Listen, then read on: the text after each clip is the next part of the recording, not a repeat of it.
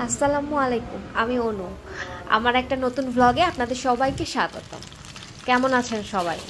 আমি আল্লাহর রহমতে বেশ ভালো আছি, আলহামদুলিল্লাহ। আপনারা কেমন আছেন কমেন্ট করে জানাতে ভুলবেন না কিন্তু। সকাল 10:30 বাজে, চা খেয়ে রওনা হয়েছি বাচ্চার স্কুলে। বাচ্চার সুইমিং ক্লাস আছে। তো আজকে অক্টোবরের 4 তারিখ, শুক্রবার, সকাল এখন 11টা। আমরা ক্যান্টনমেন্টের মধ্যে ওর স্কুল, ওখানে গেছিলাম আর কি।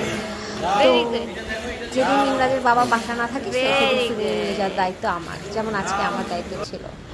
বাসায় ফিরতে ফিরতে 12টা, ফিরে দেখছি চারদিকে ঘুটঘুটে অন্ধকার হয়ে গেছে, মনে হয় বৃষ্টি নামবে, ঝড় হচ্ছিল।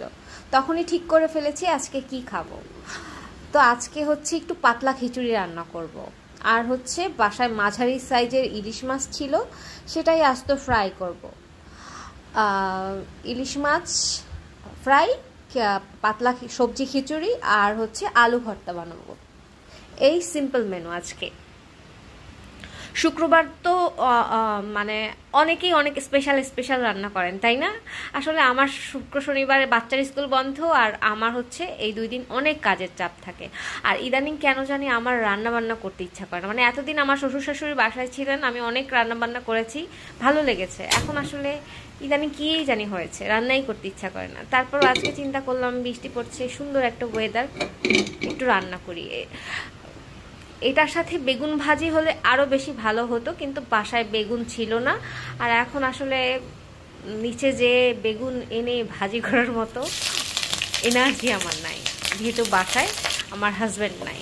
সরিষার তেল দিয়ে খিচুড়িটা রান্না করব। পেঁয়াজ কুচি আর হচ্ছে রসুন কুচি আমি ভেজে নিব ভালো করে একটু, কারণ রসুন কুচির ফ্লেভারটা আমার খুব ভালো লাগে। রসুন বাটাও দিব, যেহেতু খিচুড়ি ভুনা খিচুড়ি।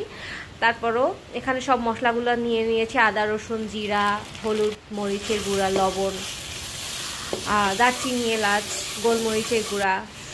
কাঁচা মশলাটার গন্ধ না মানে শেষ হওয়া পর্যন্ত আমি একটু কষাতে থাকি। আর আমি একটু তেল কম দিয়েছি, সরিষার তেল যেহেতু একটু কমই দিয়েছি। আর সবজিটা আগে দিয়েছি যাতে সবজিটা একটু সেদ্ধ হয়। তারপরে হচ্ছে চালটা দিব একটু সেদ্ধ হয়ে আসলে। আর সরিষার তেল দিয়ে দিয়েছি কড়াইয়ে। ইলিশ মাছটা একটা একটা করে, 2টা করলে একসাথে ভালো হবে না, সেজন্য একটা করে দিব। তো সবজিটা যখন একটু সিদ্ধ হয়ে এসছে, তখন আমি এখানে ডাল চাল দিয়ে দিয়েছি খিচুড়ির জন্য যতটুকু চাল নিয়েছি ঠিক ততটুকুই ডাল নিয়েছি, হাফ মুগের ডাল আর হচ্ছে মুসুরির ডাল মিক্সড করে নিয়েছি। আর চিনি গুঁড়া চাল দিয়েই আমার খিচুড়ি বেশি ভালো লাগে। আর হচ্ছে গ্রাম থেকে একটা চাল পাঠায়, আতপ চাল। আপনারা কখনো আতপ চালের খিচুড়ি বা পিঠা খেয়েছেন? অনেক মজা, কিন্তু ওই চালের খিচুড়ি, একটু পাতলা খিচুড়ি অনেক মজা লাগে। আমার তো বেশ ভালো লাগে। আপনারা কে কে খেয়েছেন জানাবেন। আর হচ্ছে এই তো আমার খিচুড়ি আমি যেরকম খাবো সেরকম রান্না শেষ।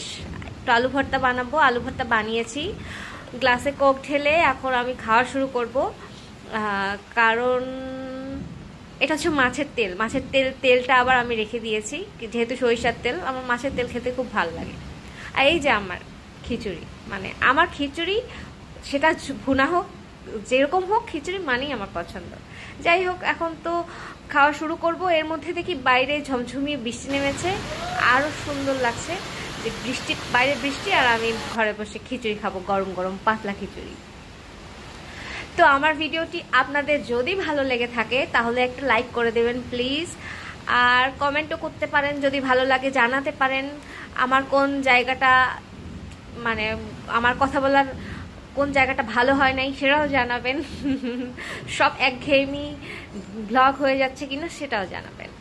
আর আপনারা সবাই অনেক অনেক ভালো থাকবেন। আমার প্লাটার রেডি, আলু ভর্তা, শুকনা মরিচ, ইলিশ মাছের তেল আর ইলিশ মাছ ভাজা। আল্লাহ হাফেজ সবাইকে।